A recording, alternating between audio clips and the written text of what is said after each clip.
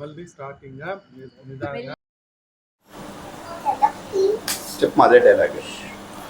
ஏ கிருஷ்ணா மண்ணு தின்னியா? உண்மையா சொல்லு, மண்ணு சாப்பிட்டியா இல்லையா?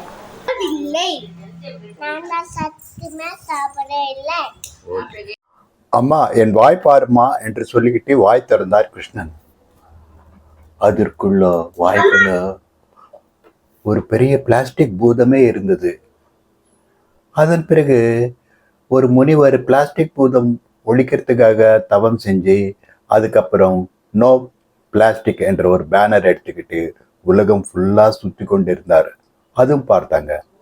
அதன் பிறகு காளிகா தேவி விஸ்வரூபம் எடுத்துக்கொண்டு பிளாஸ்டிக் பூதத்தை ஒழிக்கிறதுக்காக சண்டை போட்டு இருந்தாங்க.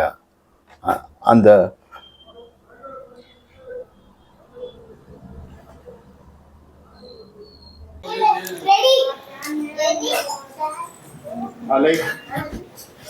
ஐயோ எவ்வளவு பெரிய கனவு.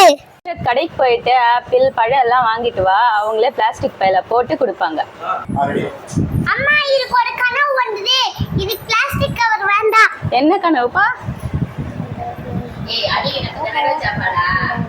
ஹர்ஷத், இந்த பிளாஸ்டிக் பூதத்தை நம்ம தான் ஒழிக்கணும். கடவுளே சொன்னதுக்கு அப்புறம் பிளாஸ்டிக் யூஸ் பண்ணக்கூடாது. நீ கடைக்கு போயிட்டு இந்த துணிப்பை கொடு. பிளாஸ்டிக் வேணாம்.